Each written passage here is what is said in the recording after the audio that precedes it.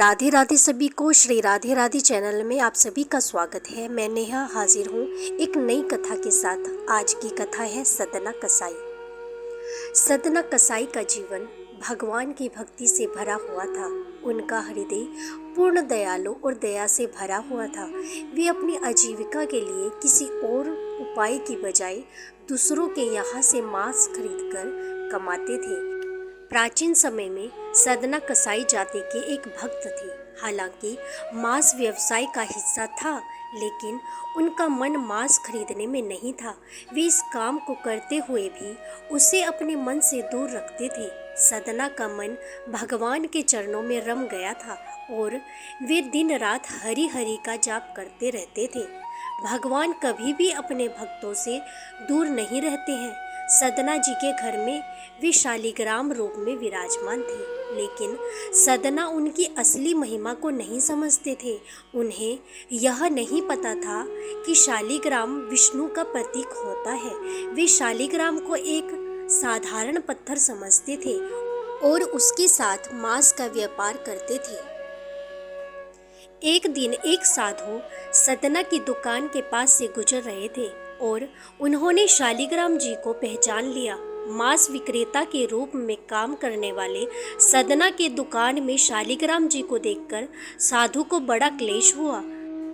सदना से एक दिन शालिग्राम को मांगा और उसे अपने शालिग्राम मंदिर में रख दिया। उन्होंने बहुत ध्यान से उसकी पूजा की, परंतु उनके प्रयासों से भगवान प्रसन्न नहीं हुए। रात में उन साधु को स्वप्न में भगवान ने कहा कि उन्हें शालिग्राम रूप को वहां नहीं लाना चाहिए था।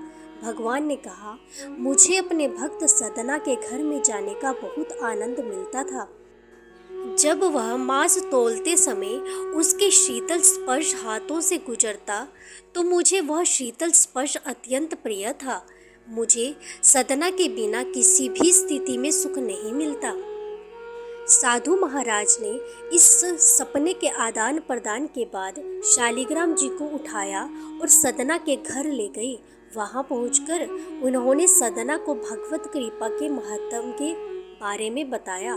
सदना ने अपनी भूल की खातिर खेद किया और शालिग्राम जी को भगवान की भक्ति के साथ देखकर अपने व्यवसाय से निरंतर घृणा करने का पश्चाताप किया।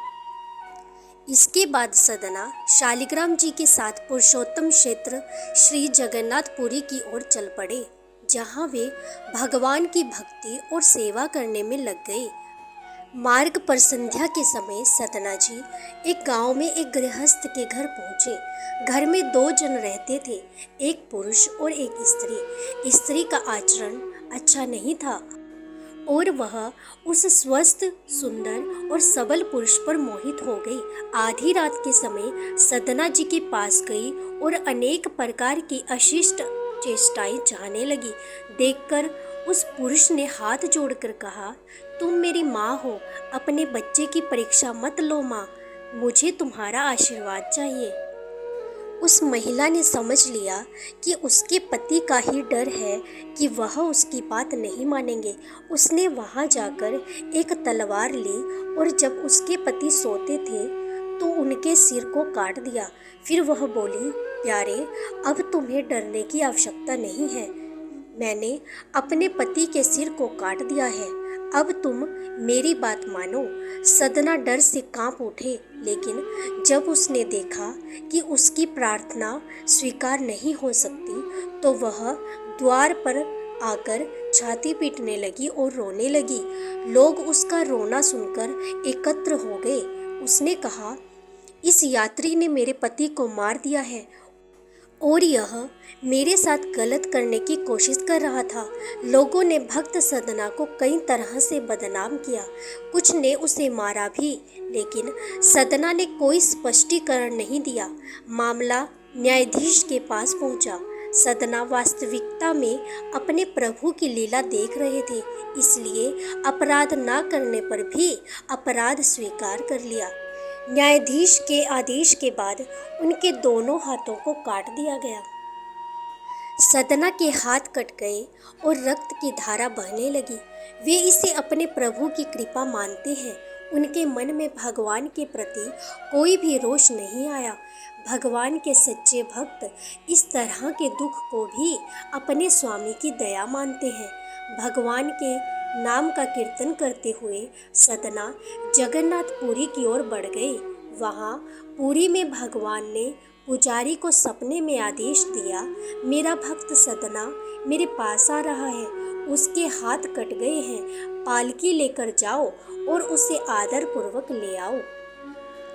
पुजारी पालकी लिवाकर गए और आग्रह पूर्वक भक्त सदना को उसमें बैठाकर ले आए। सदना ने जैसे ही श्री जगन्नाथ जी को दंडवत करने के लिए भुजाएं उठाई, उनके दोनों हाथ पूर्ववत ठीक हो गए।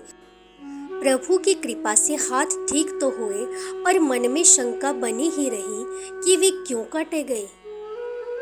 तुमने जानते हुए भी कसाई को गाय के गले में हाथ डालकर उसे भागने से रोक लिया, लेकिन बाद में पता चला कि गाय वह स्त्री थी और कसाई उसका पति था। इसका मतलब है कि तुमने पूर्व जन्म का बदला लेने के चक्कर में उनके बीच में न्याय नहीं किया।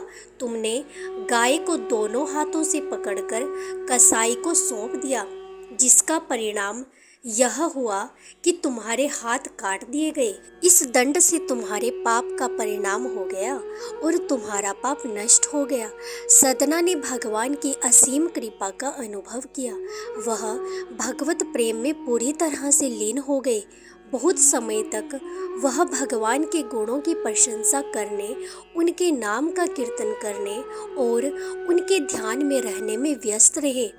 फिर उन्होंने पुरुषोत्तम क्षेत्र में निवास किया और अंत में श्री जगन्नाथ जी के चरणों में अपने शरीर को त्याग दिया और वे परम धाम में पहुंच गए।